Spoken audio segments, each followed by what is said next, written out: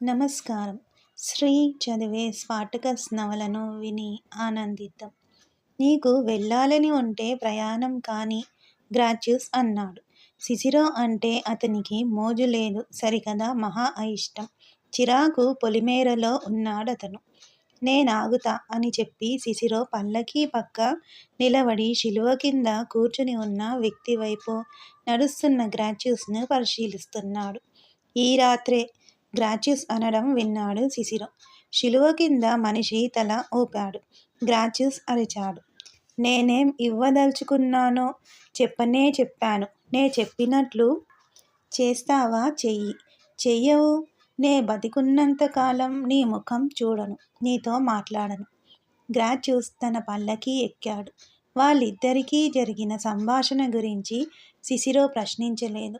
పట్నంలోకి పోయాక వాళ్ళు విడిపోయారు. గ్రాచ్యూస్ ఇంటికి చేరుకునేసరికి సంధ్య చీకటి అలుముకుంటోంది. దీపం పెట్టుకొని స్నానం చెయ్యాల్సొచ్చింది. ఒక అతిథి కోసం నిరీక్షిస్తున్నాను కాబట్టి భోజనానికి కొంచెం ఆలస్యం ఉంటుందని తన బానిసకు చెప్పాడు. ఆలోచిస్తూ పడకగది చీకట్లోకి గుడ్డిగా చూస్తున్నాడు. సంతోషంతో, ఇష్టంగా ఏ స్త్రీ తన పొందు వాంఛించింది? ఒక స్త్రీ ఎటువంటిది అన్న ప్రశ్నతో ఇంతవరకు అతనికి సంబంధం లేదు. కానీ తమాషా ఏమిటంటే ఇన్నాళ్లకు ఇప్పటికీ మనిషి అనిపించుకోగల ఆడది ఒక్కతే కనిపించింది. ఉన్న కష్టం అల్లా ఆమెను వెతికి పట్టుకోవడమే. ఒక దాసి తలుపు తట్టింది. సంగతేమిటని గ్రాచ్యూస్ ప్రశ్నించగా భోజనానికి పిలిచిన అతిథి వచ్చినట్లు చెప్పింది. అయితే ఒక్క క్షణంలో వస్తున్నా. అతనికేం కావాలో అన్నీ చూడండి. చినిగిన బట్టలతో అతను చూడడానికి అసహ్యంగా కనబడవచ్చు. అయినా సరే అతన్ని చులకనగా చూశారంటే చావగొట్టేస్తా. చేతులు కాళ్ళు కడుక్కుందుకు వేడి నీళ్ళివ్వండతనికి. మంచి పల్చని టోగా కూడా ఇవ్వండి. అతని పేరు ఫ్లేవియస్ మార్కస్. పేరు పెట్టి పిలిచి మర్యాదగా చూడండి. మొదటి శిలువ వద్ద పడిగాపులు పడుతూ కూచుని ఉండే ఈ స్థూలకాయుడు శుభ్రంగా తయారయి సోఫాలో కూర్చున్నాడు. అతన్ని చూడగానే బానిసలు తను చెప్పింది చేసినట్లు తెలిసిపోయింది. గ్రాచ్యూస్ ఆ గదిలో ప్రవేశిస్తుండగా గడ్డం పాముకుంటూ కూర్చున్న ఫ్లేవియస్ వీటన్నిటికీ తోడు ఈ గడ్డం కూడా గీయిస్తే అంటుండగా నాకు చాలా ఆకలిగా ఉంది. ముందు భోజనం చేయడమే మంచిది. ఈ రాత్రి కిక్కడుండు ఫ్లేవియస్. ఉదయాన్నే మంగలి వస్తాడు. వాడి చేత పని చేయించుకుని హాయిగా స్నానం చేసి శుభ్రంగా భోజనం చేసి విశ్రాంతి తీసుకుంటే బాగుంటుంది. మంచి బట్టలు జోళ్ళు ఇస్తాలే. మనిద్దరి సైజు ఒకటే. నా బట్టలు నీకు సరిపోవచ్చు. వాళ్ళిద్దరూ ఒడ్డూ పొడుగు ఒకేలాగా ఉంటారు. చూసిన వాళ్ళు వాళ్ళిద్దరూ అన్నదమ్ములేమో అనుకుంటారు. వాడిచ్చిన పని వదిలి నా దగ్గర నుండి తృణమో పణమో పొందినందుకు సెక్స్టస్ గాడు కేకలేస్తాడని మాత్రం భయపడకు అన్నాడు గ్రాచ్యూస్. నీకేం చెప్తావు కబుర్లు? ఫ్లేవియస్లో అసంతృప్తితో కలిసిన మూలుగు ధ్వనించింది. నీకు రోజులు బాగుపడ్డాయిలే గ్రాచ్యూస్. సంపద, సౌకర్యం, మర్యాద, గౌరవం, అధికారం నీకేం?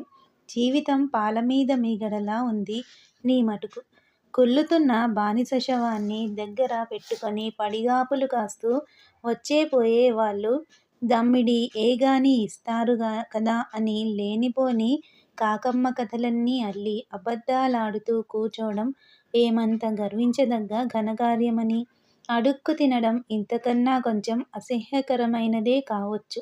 కాటికి కాళ్ళు చాచుకు కూచున్న నాకు ఏదో కాస్త సహాయం చేస్తాడు స్పెక్టస్. ఇప్పుడు మళ్ళీ అతని దగ్గరకు వెళ్ళాననుకో. మళ్ళీ ఏ ముఖం పెట్టుకుని నా దగ్గరకు వచ్చావు? పో పో. నీ రక్షకుడు హితుడు ఆ గ్రాచ్యూస్ దగ్గరికే పో అంటాడంటావా? కాదా? నువ్వంటే అతనికి కిట్టదు. నీతో కలిస్తే నేనన్నా కిట్టదు. వీడి కిట్టడంతో ఎవరికి లెక్కోయ్? గ్రాచ్యూస్ అన్నాడు. నే చెప్పింది చేయి. ఈ ఊళ్ళోనే నీకో మంచి గుమాస్తా ఉద్యోగం ఇప్పిస్తా. 4 రాళ్ళు వెనకేసుకోవచ్చు. ఒకళ్ళను దేహీ అని అడగక్కర్లేకుండా ఏ గొడవ లేకుండా బతకొచ్చు. అమ్మా, బాబు అనుకుంటూ ఆ స్పెక్సస్ గాడి సేవ చెయ్యనక్కర్లేదు. నా వల్ల ఉపయోగం ఉందన్నప్పుడు తగలేసినంత మంది స్నేహితులుండేవారు నాకు. అప్పుడంతా మనవాళ్ళే. అందుకేలే చివరికి సందులలో పందిలా బతకాల్సిన గతి పట్టింది. నువ్వు నాకిప్పుడు ఉపయోగిస్తావ్ అతన్ని మధ్యలో ఆపి గ్రాచ్యూస్ చెప్పుకుపోయాడు. ఈ మూలగడం ఆపి తినడం ప్రారంభించు. దాన్ని తగలెయ్య. రాక రాక అదృష్టం వస్తే నీకెందుకా భయం? తిండి, ద్రాక్షారసము ప్లేవియస్ను మెత్తబరిచాయి. పంచభక్ష పరమాన్నాలతో సుష్టుగా భుజించిన ప్లేవియస్ చల్లని, తీయని ద్రాక్షాసార సేవించి సోఫాకు చేర్లబడి కాళ్ళు చాచుకుని సుఖంగా కూర్చున్నాడు. అతని పెదవులపై చిరునవ్వు గోచరిస్తుంది. అతని పెద్ద బొజ్జ నెమ్మదిగా, తాపీగా పైకి లేస్తూ పడుతూ ఉంది. గ్రాచ్యూస్, ఈ మధ్యన ఎప్పుడూ ఇటువంటి భోజనం చెయ్యలేదంటే నమ్ము. మంచి తిండి కనుక ఉంటే వేరే మందు అక్కర్లేదు. అదే సరైన మందు. తస్సాదియ్య, ఇటువంటి తిండోయ్. ప్రతిరోజూ ఇలా తింటున్నావన్నమాట. భలేవాడివే. నాకేముందిలే, నేనో ముసలిపందిని. ఇంతకూ ఇదంతా అనుభవించడానికి నువ్వర్హుడివేలే. అసలు తెలియక అడుగుతా. కోపగించుకుందుకు నాకున్న హక్కులేమిటి? నువ్వేది చెప్తే అది చెయ్యడానికి సిద్ధంగా ఉన్నా. ఇంకా నాకు కొద్దిమందితో పరిచయం ఉంది. కొద్దిమంది రౌడీలు, దొంగముండా కొడుకులు, కొంతమంది వ్యభిచారిణులు, కులస్త్రీలు నన్నెరుగుదురు. అయినా నీ అంతట నువ్వు మరొకటి సహాయం అపేక్షించనక్కర్లేకుండా ఏ పని చేసుకోలేవని నన్ను పిలిపించావు. నాకు చేద్దామనే ఉందనుకో. మరికొంచెం ద్రాక్షారసం కాని చెప్తా అంటూ ద్రాక్షారసం నింపిన గ్లాసు అతనికిచ్చి గ్రాచ్యూస్ చెప్పాడు. ప్లేవియస్, నీలో కొన్ని మంచి లక్షణాలు ఉన్నాయని నా అభిప్రాయం. రోమ్లో ఉన్న ప్రతివాడిని ఎరిగి మనుషుల ఆత్మలతో, శరీరాలతో, బాధలతో వర్తకం చెయ్యగల నిపుణులు లేరని నిన్ను పిలిపించా. గొడవ చేసేవాడు నాకెందుకు? అనుకున్నది గొడవ లేకుండా సజావుగా జరిగిపోవాలి. నేనేం గొడవ చెయ్యనే? ప్లేవియస్ అన్నాడు. నాకు తెలుసు నువ్వు గొడవ చెయ్యవని. అందుకే నిన్ను పిలిచాను. నాకోసం ఒక ఆడదాన్ని నువ్వు చూసి పెట్టాలి. డబ్బుకు వెతుకు. వెనుక తీసే రకం కాదు నేను. ఎంతైనా సరే ఆమెను మాత్రం తీసుకురావాలి. దీనికు బోలెడు ఖర్చు ఉందని నాకు తెలుసు. అదెటువంటి ఆడది చెప్మా? వీళ్ళని తగలెయ్య. తంబలుగా ఉన్నారీ ముండలు బజారులో అమ్మకానికి. ఈ బానిస యుద్ధం అంతమయ్యేసరికి వీళ్ళకి లెక్కే లేదు. నీకెటువంటిది కావాలంటే అటువంటి దాన్ని తీసుకొస్తా. ఎటువంటిది కాదు, గ్రాచ్యూస్ నెమ్మదిగా అన్నాడు. నాకు కావాల్సింది ఒక్కతే ఉంది. బానిసేనా? అవును. ఎవరది? ఆమె పేరు వరీనియా, స్పార్టకస్ భార్య. ఆ? ప్లేవియస్ గ్రాచ్యూస్ని వెతుకుతున్న వాడిలా చూశాడు. ఒక గ్రుక్క ద్రాక్షాసార తాగాడు. ఆమె ఎక్కడుందంటావు? అతన్నడిగాడు. నాకు తెలియదు. ఆమె తెలుసా? తెలుసు. తెలియదు. ఆమెను నేనై ఎప్పుడూ చూడలేదు. ఆ?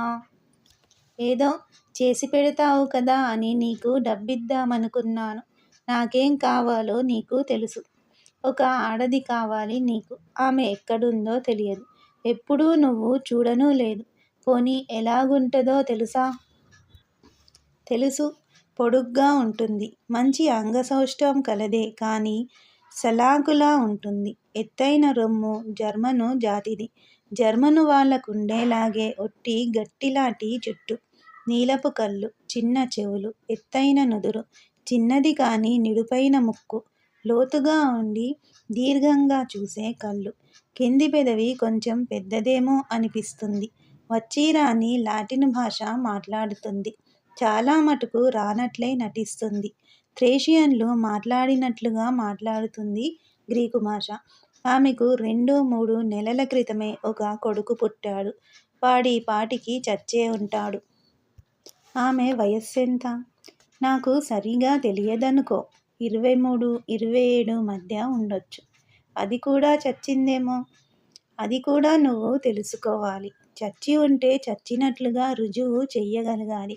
కానీ చచ్చిపోయిందనుకోను. ఆత్మహత్య చేసుకునే రకం కాదు. అటువంటి దాన్ని సులభంగా చంపేయరు.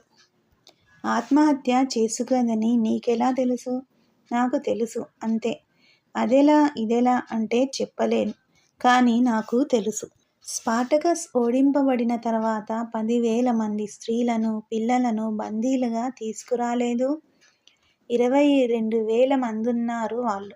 కానీ అందులో 12,000 మందిని సైనికులు కొట్టేశారు.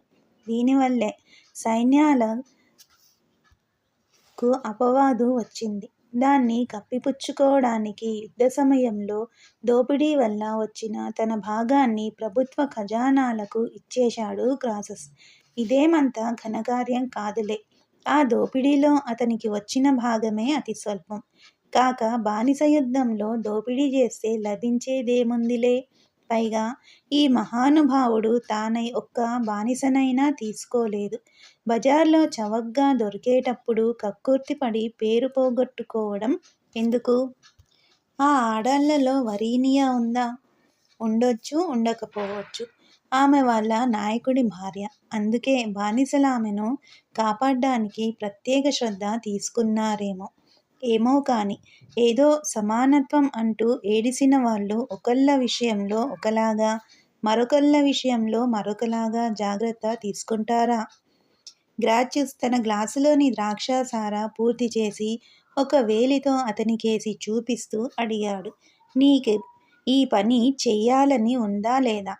ఇదేమీ మాటలతో అయ్యే పని కాదు. దీనికోసం కష్టపడాలి తెలుసా ఫ్లేవియస్? అదంతా నాకు తెలుసు. ఎంతకాలంలో ఇది జరగాలంటావు? 3 వారాలు. ఆ అది అబ్బే. ఫ్లేవియస్ నిస్సహాయుడిలా చేతులు చాచాడు. అంత కొద్ది కాలంలో ఇటువంటి పని సాధ్యపడుతుందా? కేపువాకి, సిసిలీకి, సిరాకూస్కు, ఒక చోటికేమిటి, ఆఖరుకు స్పెయిన్కు, ఆఫ్రికాకు కూడా మనుషులను పంపి గాలించాలి తెలుసా? నా కష్టం కూడా ఆలోచించాలి. కానీ ఇంత తక్కువ కాలం నిర్ణయిస్తే ఎలా? ఎంత ఆలోచించాలో అంతా నేనాలోచించా. ఎలాగైతే అలా కాని. ఆ స్పెక్సస్ గాడి దగ్గరికే పోయి వాడు పెట్టే ముష్టి మెతుకులు తిని బతుకు. చంపేశావు గ్రాచ్యూస్. అంత కోపమేమిటయ్యా నీకు? ఎంతమందినో కొనాల్సి వస్తుందనుకో. నువ్వు చెప్పిన వర్ణనకు ముమ్మూర్తులా సరిపోయే జర్మన్ స్త్రీలెంతోమంది ఉన్నారు. చాలామందే ఉన్నారని నాకు తెలుసు. కానీ నాకు కావాల్సింది నా వర్ణనకు సరిపోయిన జర్మన్ స్త్రీ కాదు. నే చెప్పినట్లుండే వరీనియాయే కావాలి. ఆమె నాకు కనపడిందే అనుకో. అయితే ఎంత ధర ఇచ్చి కొనమంటావు? అవతలివాడు ఎంత ధర అడిగితే అంత. ఎంతైనా సరే నేనేమీ అనను. సరే గ్రాచ్యూస్ ఖరారు. ఆ సారా మరో గ్లాసుడు పోయించు. అనుకున్న 3 వారాల గడువు పూర్తి కాకుండానే పని విజయవంతంగా ముగిసిందని చెప్పడానికని ఫ్లేవియస్ తిరిగి వచ్చాడు. చేతిలో పడ్డ నాణెం హృదయాన్నే మార్చగలదు అని ప్రతీతి. పూర్వంలా కాక ఫ్లేవియస్ మంచి దుస్తులు ధరించి నీటుగా, గోటుగా తయారయ్యాడు. కష్టమైన కార్యాన్ని నేను కదా అతి సులభంగా సాధించగలిగిన మొనగాడిని అన్న అహంభావం అతనిలో పూర్తిగా ఉంది. గ్రాచ్యూస్తో కూర్చుని ద్రాక్షాసారా సేవిస్తూ తనకు తెలిసిన సమాచారమంతా తమాషాగా, మజాగా చెప్పుకుపోతున్నాడు. దీన్ని సహించడం గ్రాచ్యూస్కు మహా కష్టమనిపించింది. బానిస యుద్ధంలో కొల్లగొట్టిన వస్తువులు పంచుకున్న సైనికోద్యోగుల వద్ద సమాచారం సేకరించడానికి మొదట పూనుకున్నాను. వరీనియాయే కనుక మంచి అంగసౌష్ఠవం ఉండి అందంగా ఉన్నదే అయితే ఆమె ఏ పెద్ద ఉద్యోగి దగ్గరో ఉంటుందని నా అనుమానం. సంగతేమిటా అని అడిగితే 4గింట 3 పాళ్ళు నోళ్ళు మెదపరు. పోనీ ఆ మాట్లాడిన వాళ్ళైనా ఆకుకి అందకుండా పోకకి పొందకుండా ఎందుకు ఉపయోగం లేని కబుర్లు చెప్తారు. ఎలాగైనా అదృష్టం మనవైపుంది. కొందరికి జ్ఞాపకం ఉంది. బానిసలు ఓడిపోయారన్న వార్త చేరేసరికి వరీనియా నొప్పులు పడుతోంది. అప్పుడే నువ్వు చెప్పిన పిల్లాడు పుట్టాడు. ఆ పిల్లాడిని క్షణం వదలక అంటిపెట్టుకు కూర్చునేదని జ్ఞాపకమున్న వాళ్ళు చెప్పారు. ఆమె వరీనియా అని, స్పార్టకస్ భార్య అని వాళ్ళకి తెలియదు. ఆ బానిసల పట్నం మీదకి క్రాసస్ ఒక అశ్వదళాన్ని పంపించాడు. బానిసలు ఓడిపోయిన వెంటనే ఆ దళం వెనుక సైనికులు కూడా వెళ్ళారు. బానిస స్త్రీలు కానీ, అక్కడున్న 13, 14 వాళ్ళు కానీ ఎవరూ మన వాళ్ళని ప్రతిఘటించలేదు. అప్పుడు మన సైనికులు కోపంతో మండిపోయారు.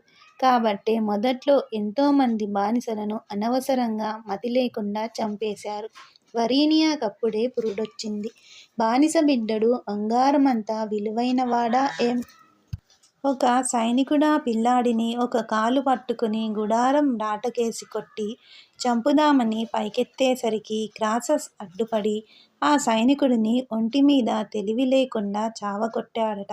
క్రాసస్ అలా చేశాడని చెబితే ఎవరైనా సందేహిస్తాడంటావా? ఎవడైనా క్రాసస్ గురించి సందేహిస్తాడా లేదా అన్న సంగతి నాకనవసరం. నీకు వరీనియా కనిపించిందా? ఆమె నాకు లభించే అవకాశం ఉందా? ఆమెను కొన్నావా లేదా? మీకు ఈ ఆడియో నవల నచ్చితే సబ్స్క్రైబ్ చేయండి, లైక్ చేయండి, షేర్ చేయండి. శ్రీ ఛానల్ ఆడియో నవలను వింటున్నందుకు ధన్యవాదములు.